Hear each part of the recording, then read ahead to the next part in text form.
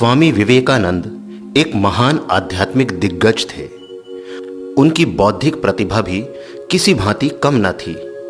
मनुष्यों और अन्य बातों का वे सूक्ष्म पर्यवेक्षण करते थे।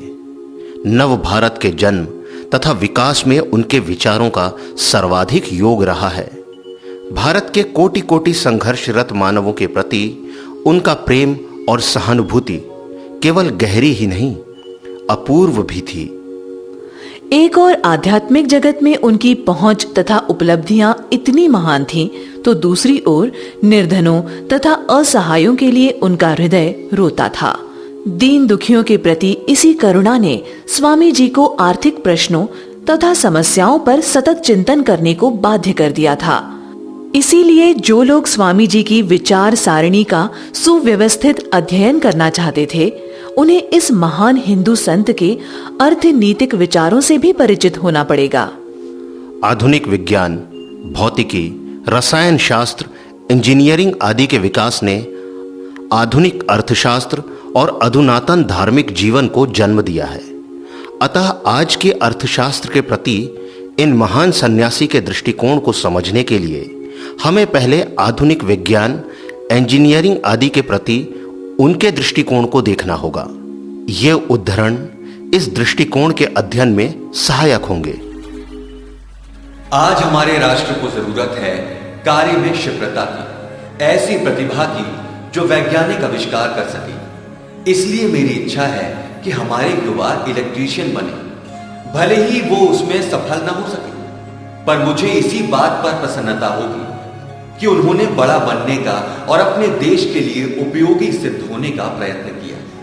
मैं तो ऐसा सोचता हूं कि आधुनिक विज्ञान से अपरिचित एक नीम हकीम के हाथों चंगा होने की आशा रखने के बदले किसी वैज्ञानिक प्रशिक्षण प्राप्त चिकित्सक के हाथों मर जाना अधिक अच्छा है। सर जगदीश चंद्र बसु के प्रति स्वामी जी के मुख निर्गत उद्गार भी यहाँ उल्लेखनीय है। सन 1900 ईस्वी में पेरिस प्रदर्शनी के दौरान हुए वैज्ञानिकों के सम्मेलन में आमंत्रित होकर गए बसु महाशय को देखकर स्वामी जी ने लिखा था, और मेरी जन्मभूमि इस जर्मन, फ्रांसीसी, अंग्रेज, इटली आदि बुद्ध मंडली मंडित महाराजधानी में तुम कहां हो बंग भूमि? कौन तुम्हारा नाम लेता है? कौन तुम्हारे अस्तित्व की घोषणा करता है? उन अनेक गौरांग प्रतिभा मंडली के भीतर से बंग भूमि, हमारी मातृभूमि के यशस्वी वीर युवा ने अपने नाम की घोषणा की। वो वीर संसार प्रसिद्ध वैज्ञानिक डॉक्टर जगदीश चंद्र बसु हैं। अकेले इस बंगाली युवा वैज्ञानिक ने आज विद्युत वेग से पाश्चात्य मंडली को अपनी प्रतिभा से मुग्ध कर दिया। वो विद्युत संचार जिससे उन्होंने मातृभूमि के मृत प्राय शरीर में नवजीवन का तरंग संचार कर दिया। संपूर्ण वैज्ञानिक मंडली के शीर्ष स्थानीय हैं जगदीश चंद्र बसु, भारतवासी, बंगवासी। धन्य है वीर। यूरोप के मार्ग से दूसरी बार अमेरिका जाते समय स्वामी जी ने अपनी यात्रा के रोचक संस्मरणों को परिव्राजक नामक पुस्तक में निबद्ध किया है। इन संस्मरणों में ऐसे प्रसंग हैं जिनसे मशीन, यंत्र आदि के प्रति स्वामी जी के दृष्टिकोण का पता चलता है। इस प्रकार के कुछ विचारों को हम सुनेंगे। जहाज का आविष्कार किसने किया? किसी व्यक्ति विशेष ने नहीं। तात्पर्य यह है कि उन सभी मशीनों की भांति जो मनुष्यों के लिए अनिवार्य हैं, जहाज भी सामूहिक श्रम की उपज है। इस सामूहिक श्रम के बिना क्षण भर के लिए भी मनुष्यों का काम नहीं चल सकता, और कारखानों की तरह तरह की मशीनें इसी श्रम के परस्पर योग और अदल बदल से जन्मी है। उदाहरण के लिए चक्कू को लो, कितने अनिवार्य हैं वे। चरमराती बैलगाड़ी से लेकर जगन्नाथ के रथ तक, करघे से लेकर कारखानों की भीमकाय मशीनों तक, सब जगह चक्के की उपयोगिता है। मशीनों का थोड़ा सा अनुपात अच्छा है, पर उसकी अधिकता मनुष्य की कार्य प्रेरणा को खत्म कर देती है और उसे भी निर्जीव मशीन बना देती है। कारखानों में मनुष्य दिन पर दिन, रात पर रात, वर्ष भर वहीं एक सा प्राणहीन कार्य किए जा रहे हैं। उनका एक एक दल कार्य के अंश विशेष में जुटा हुआ है, जैसे पिन की घुंडियां बनाना या धागे के दो छोरों को जोड़ना अथवा तागे बाने के साथ आगे पीछे आना जाना, और यह क्रम सारा जीवन चलता रहता है। परिणाम यह होता है कि यदि वो विशेष काम बंद हो जाए तो उन्हें जीविकोपार्जन का दूसरा कोई तरीका नहीं सूझता और वे भूखों मरती हैं। मशीन के समान एक सा कार्य करते रहने से मनुष्य स्वयं निर्जीव मशीन सा हो जाता है। इन उद्धरणों से स्पष्ट है कि स्वामी जी मशीनों के अंधभक्त न थे। उन्होंने मशीनों के पक्ष में जो कुछ कहा वो सर्वथा विचारपूर्ण है। स्वामी जी की यह निश्चित धारणा थी कि भारतीयों को पश्चिम की भौतिकवादी सभ्यता को भी अपनाना होगा। स्वामी जी के इसी दृष्टिकोण की पृष्ठभूमि में हमें इन उद्धरणों पर विचार करना होगा। आधुनिक जीवन में व्यापार के महत्व के प्रति विवेकानंद पूरी तरह सजग थे। 1895 ईस्वी में न्यूयॉर्क से एक पत्र में लिखते हैं, देव बाबू से कहना कि इंग्लैंड और अमेरिका में मूंग तथा अरहर दाल का अच्छा खासा व्यापार चल सकता है। यदि बनी हुई दाल उनके सामने ठीक ढंग से रखी जाए तो उसका काफी चलन हो जाएगा। यदि दाल के छोटे छोटे पुड़े बना दिए जाएं और उन पुड़ों में दाल बनाने की विधि छाप दी जाए, यदि इन पुड़ों को ग्राहकों के घर पर भेजा जाए और कहीं पर छोटी सी दुकान खोल ली जाए तो अच्छा खासा व्यापार चलाया जा सकता है। यदि कोई एक व्यापारिक संघ बना ले और भारत से इस देश में विक्रयार्थ वस्तुएं ले आए तो उसका व्यापार उत्तम रीति से चल सकता है। शरदचंद्र चक्रवर्ती स्वामी जी के एक शिष्य थे। वे लड़कों को ट्यूशन पढ़ाया करते थे। स्वामी जी ने उन्हें किसी व्यापार में लग जाने को प्रेरित किया था।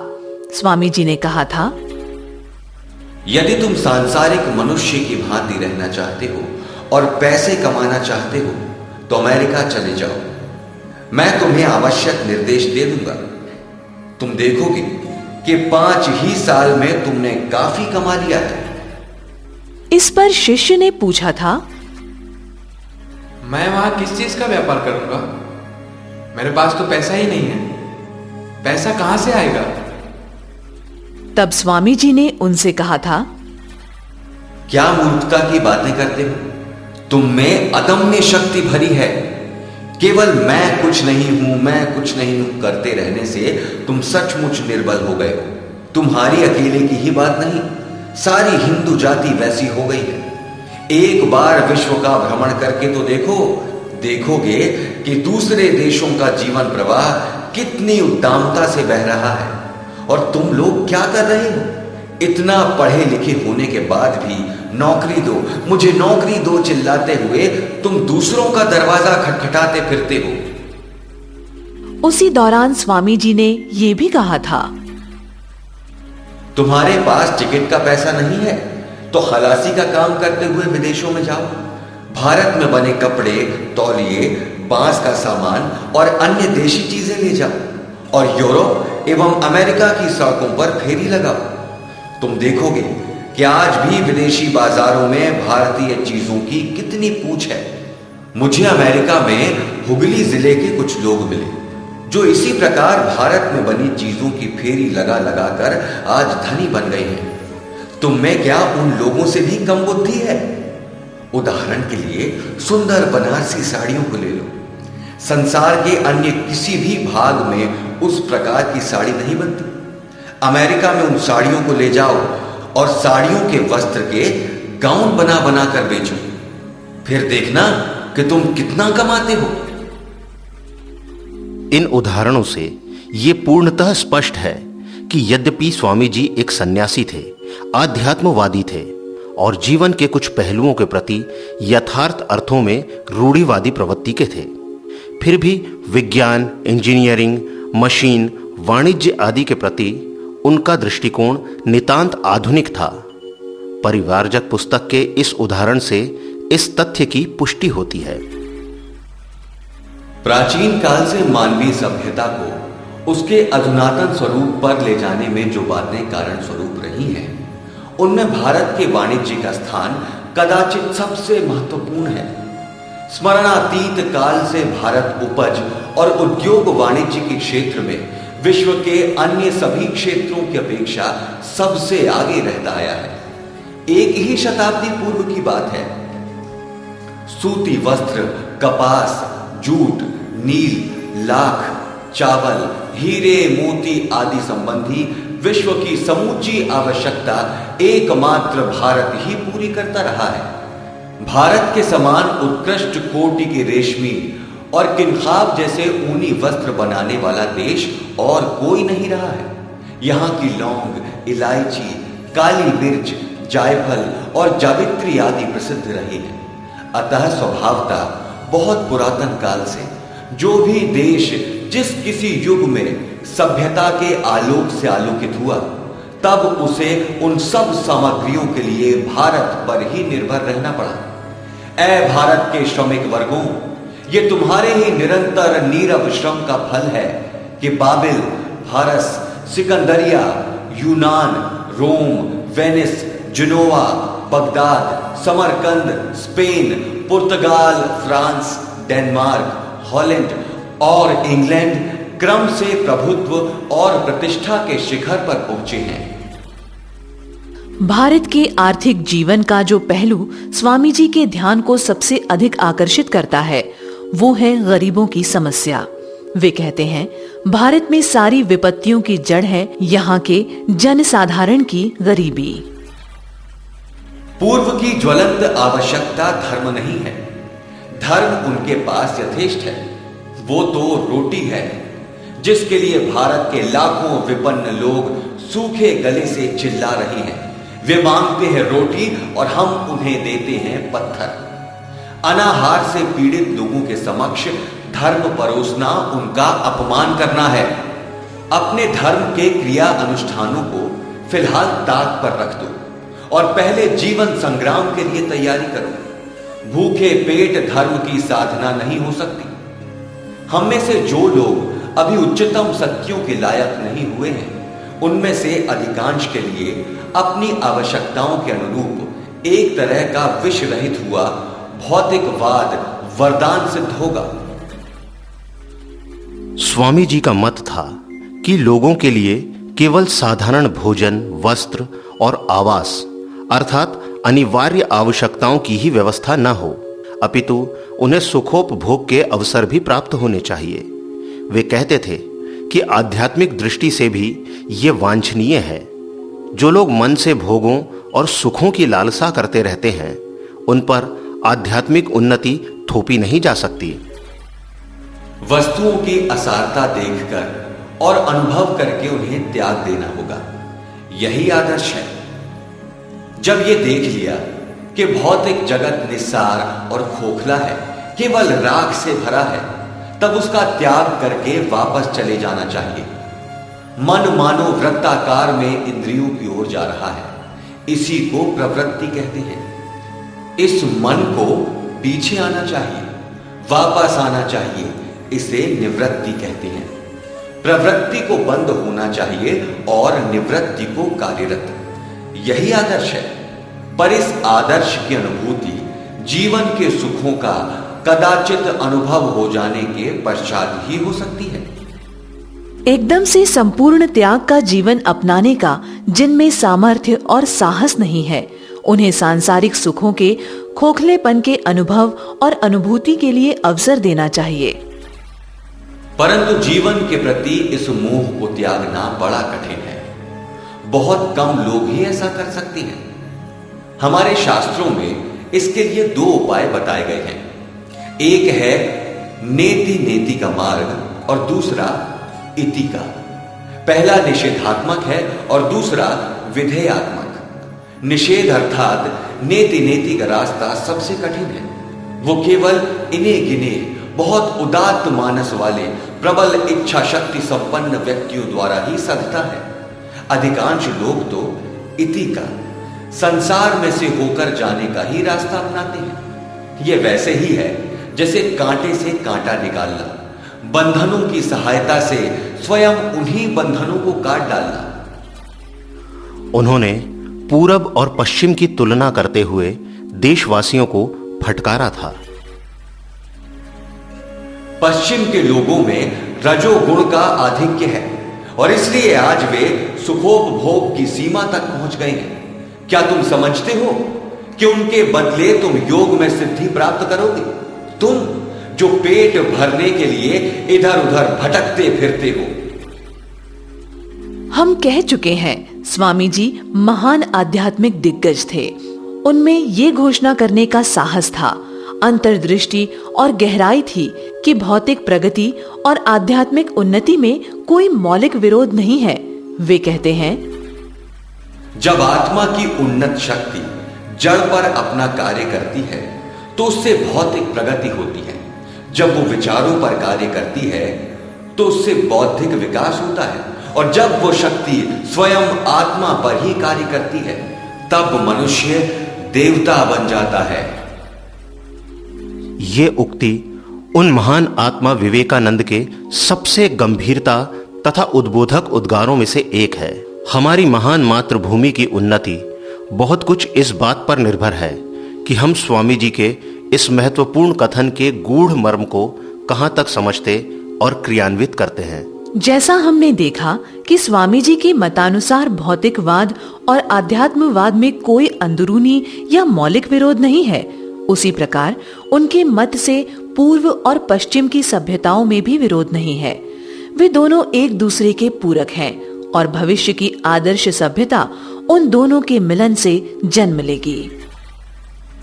पश्चिम की वर्तमान सभ्यता दिन पर दिन मनुष्यों की इच्छाओं तथा विपदाओं को बढ़ा रही है। दूसरी ओर भारत की प्राचीन सभ्यता लोगों को आध्यात्मिक उन्नति का रास्ता बता करके उनकी भौतिक जरूरतों को पूरी तौर से सदा के लिए भले न सही पर बहुत अंश में दूर करने में निसंदिग्ध रूप से सफल हुई है। वर्तमान युग में भगवान श्री राम कृष्ण का आविर्भाव इन दोनों सभ्यताओं को एक में मिला देने के लिए हुआ है। आज के युग में मानव को एक ओर जहां अत्यंत व्यवहारिक बनना है, वहीं दूसरी ओर उसे गूढ़ अध्यात्म विद्या भी प्राप्त करनी है। भारत को यूरोप से बाह्य प्रकृति पर विजय प्राप्त करना सीखना है और यूरोप को भारत से आंतर प्रकृति को जीतने की कला सीखनी है। तब न हिंदू रहेंगे न यूरोपियन, तब रहेगी वो आदर्श मानवता जो बाह्य और अंतर दोनों प्रकृतियों पर विजय प्राप्त कर चुकी होगी। हम पुनः गरीबी के प्रश्न पर आते हैं। स्वामी जी ने गरीबी के पाप को दूर करने के लिए कौन से उपाय सुझाए हैं? ये उपाय क्रमबद्ध रूप से विवेचित हुए हैं, क्योंकि स्वामी जी ने एक अर्थशास्त्री की भांति उन पर वैज्ञानिक ढंग से विवेचन करने का दावा नहीं किया है। तथापि इस प्रश्न पर उनके दृष्टिकोण को हम उनके भाषणों और लेखों से जान सकते हैं। उनके मतानुसार जो प्रथम दो उपाय हम देखते हैं वे हैं पराविद्या अर्थात आध्यात्म विद्या का प्रसार, जिससे वेदांत को व्यावहारिक धरातल पर लाकर लोगों के दिन प्रतिदिन के जीवन में उतारा जा सके, और अपराविद्या का प्रसार। वे कहते हैं, हमने ये अन्नदान बहुत किया, अब हम अन्य दो का दान करें, परा और अपरा विद्या का दान। कुछ कैमरे, नक्शे, ग्लोब और कुछ रासायनिक द्रव्य इकट्ठा करो। इसके बाद एक बड़ी झोपड़ी, फिर निर्धन जनता को इकट्ठा करो और उन्हें भूगोल एवं खगोल विद्या आदि संबंधी चित्र दिखाओ तथा रामकृष्ण परमहंस की बातें बताओ। संसार में क्या हो रहा है, संसार क्या है, इस विषय में उनकी आंखें खोलने का प्रयत्न करो। गरीब अपढ़ लोगों के बीच जाओ, उनके घरों में पहुंचो, दोपहर में जाओ, शाम को जाओ, जब भी वे मिल जाएं, उनकी आंखें खोलो।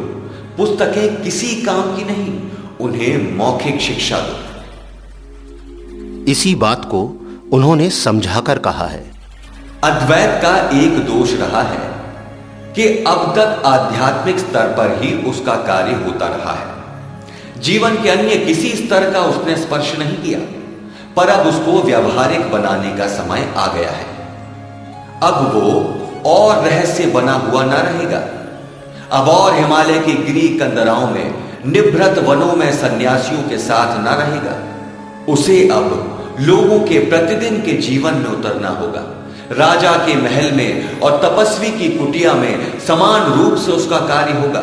गरीब की झोपड़ी में और सड़क के भिखारी में, सर्वत्र सब में अब उसकी क्रिया होगी। अद्वैत को व्यवहार में लाने का समय अब आ गया है। आओ उसे स्वर्ग के सिंहासन के मर्त्य की भूमि पर ले आए। यही इस युग के लिए ईश्वरी योजना है। स्वामी जी की राय में हमारी गरीबी का एक मुख्य कारण है आलस्य। राजसिक प्रवृत्ति का प्रसार ही उसको दूर करने का उपाय है। वे कहते हैं, असल पाप तो ये आलस्य है जो हमारी गरीबी का मुख्य कारण है। किंतु क्या ये सब जीवन की आवश्यकताओं को प्राप्त करना, उद्योग, वाणिज्य, व्यापार और यातायात आदि को बढ़ावा देना कभी संभव हो सकता है यदि मनुष्यों में यथार्थ रजोगुण ना जागे? मैंने सारे भारत का भ्रमण किया, पर मुझे इस राजस की अभिव्यक्ति कहीं भी नहीं मिली। सब ओर मैंने तमस ही तमस देखा। लोग तमोगुण से घिरे पड़े हैं। केवल सन्यासियों में ही मैंने इस रजस और सत्व का प्रकाश देखा है। स्वामी जी देशवासियों को शक्तिशाली देखना चाहते थे। उन्हें जगाने के लिए उन्होंने कहा, हर व्यक्ति को बताओ कि उसमें अनंत शक्ति भरी है, कि वो अक्षय आनंद का भागीदार है। इस प्रकार लोगों में राजसिक भाव जागृत करो, उन्हें जीवन संग्राम के योग्य बनाओ और तत्पश्चात उनसे मुक्ति की बातें करो। स्वामी जी के अनुसार गरीबी के उन्मूलन का उपाय है वैज्ञानिक उत्पादन के लिए पाश्चात्य अर्थात आधुनिक तरीकों को अपनाना। हमें पश्चिम से वो सब सीखना चाहिए जो हमें जीवन संग्राम के लिए मजबूत बनाएगा। पर इसका तात्पर्य ये नहीं कि अपने को शूद्र समझते हुए याचना के स्वर में, मानो उनके उपकारों से दबे हुए से हम उनसे सब सीखें, क्योंकि हम भी पश्चिम को अध्ययन ज्ञान की शिक्षा दे सकते हैं और इस क्षेत्र में उनके गुण बना सकते हैं। तो क्या हमें पश्चिम से कुछ नहीं सीखना है? क्या हम पूर्ण हो चुके हैं? हमें अभी भी कई बातें सीखनी हैं। मरते दम तक हमें नई और उच्चतर बातों के लिए प्रयत्नशील रहना चाहिए। मैं एक कट्टर की तीव्रता चाहता हूं और साथ ही भौतिकवादी का विस्तार भी। मैं ऐसे विस्तार चाहता हूं जो समुद्र के समान अथाह हो और अनंत आकाश के समान सीमाहीन। हम विश्व के किसी भी देश की भांति उदार विचार वाले हों, पर साथ ही अपनी परंपराओं के प्रति उतने ही सच्चे संरक्षणशील भी हों जितना केवल एक हिंदू ही रह सकता है। हमें पश्चिम से उसकी कलाओं और भौतिक विज्ञानों की शिक्षा लेनी होगी। पश्चिम के विज्ञान की सहायता से भूमि को खोदो और अनाज उत्पन्न करो, पर दूसरों की दास्ता करते हुए नहीं, बल्कि पाश्चात्य विज्ञान के सहयोग से अपनी भुजाओं के बल पर उत्पादन के नए तरीकों का आविष्कार करके। गरीबी की समस्या हल करने के लिए स्वामी जी ने अगला उपाय बताया, नए व्यवसाय खोलना। वे कहते हैं, हम मूर्खों के समान बाह्य सभ्यता के विरुद्ध आवाजें उठाते हैं, और उठाएं क्यों ना? अंगूर खट्टे जो हैं, बाह्य सभ्यता जरूरी है। यही नहीं, यह भी आवश्यक है कि हम जरूरत से अधिक और दूसरी वस्तुओं का भी उपयोग करें, जिससे गरीबों के लिए नए व्यवसाय खुल सके। भौतिक सभ्यता ही क्यों, ऐशो आराम भी जरूरी है ताकि गरीबों को काम मिल सके। स्वामी जी ने हमें बताया है कि भारत के आर्थिक जीवन में कुछ ऐसी बातें हैं जिनके कारण यहां असीम आर्थिक प्रगति हो सकती है। जैसे भारत के गरीब दूसरे देशों की तुलना में अच्छे हैं, भारतीय आत्मा की शक्ति में विश्वास करते हैं, जबकि पश्चिम के लोग भुजाओं की शक्ति में। भारत में प्रचुर प्राकृतिक साधन पाए जाते हैं। मैं गरीब हूं, गरीबों से प्यार करता हूं। मैं अमेरिका के गरीब कहलाने वाले लोगों को देख रहा हूं। उनकी व्यवस्था मेरे देश के गरीबों की अपेक्षा बहुत अच्छी है, तो भी उनके लिए अमेरिका के न जाने कितने हृदय रोते हैं। और हमारे देश में वहां के सदा से पद दलित 20 कोटि स्त्री पुरुषों के लिए भला किसका हृदय रोता है? उनकी मुक्ति का क्या उपाय है? कौन रोता है उनके लिए? वे अंधकार से प्रकाश में नहीं आ पाते, उन्हें शिक्षा नहीं मिल सकती, कौन उन्हें आलोक दिखाएगा? उन्होंने और भी कहा है, जब मैं पश्चिमी देशों में था तो जगन माता से प्रार्थना किया करता था, मां, यहां के लोग फूलों की सेज पर सोते हैं, भांति भांति के उत्तमोत्तम भोजन करते हैं, और कोई ऐसा सुख नहीं है जो वे नहीं भोगते, जबकि मेरे देश के लोग भूखों मर रहे हैं। अंबे, क्या उनके लिए कोई उपाय नहीं है? पश्चिम में जाकर धर्म का प्रचार करने का एक कारण मेरा यह भी था कि मैं अपने देश भाइयों के पेट भरने का कोई उपाय ढूंढना चाहता था। स्वामी जी भारत के स्वर्णिम भविष्य के प्रति आस्थावान थे। वे कहते थे, भावी भारत अतीत के भारत की पुनरावृत्ति नहीं होगा। वे कहते हैं, कोई अपने ग्रंथों के भारत को, अपने अध्ययन और सपनों के भारत को पुनः देखने की इच्छा भले ही कर सकता है, पर मेरी आशा फिर से उस भारत को देखने की है जिसके अतीत की विशेषताएं इस युग की विशेषताओं के द्वारा विशेष रूप से संवर्धित हुई है। भविष्य का भारत अतीत के भारत की अपेक्षा अनंत गुना महिमान्वित होने वाला है। अद्भुत गौरवशाली भावी भारत आने वाला है। मुझे निश्चय है कि वो आ रहा है, वो महत्तर भारत जैसा वो पहले कभी नहीं था। विवेकानंद के भाषण और लेख उस लक्ष्य की प्राप्ति के अमूल्य सुझावों से भरे पड़े हैं, और यदि हम अपने सपनों में संजोए हुए भविष्य के महान भारत को प्रत्यक्ष अपनी आंखों के सामने महिमान्वित सत्य के रूप में साकार करना चाहते हैं, तो स्वामी जी के सुझावों के अनुसार हमें कार्य करने होंगे।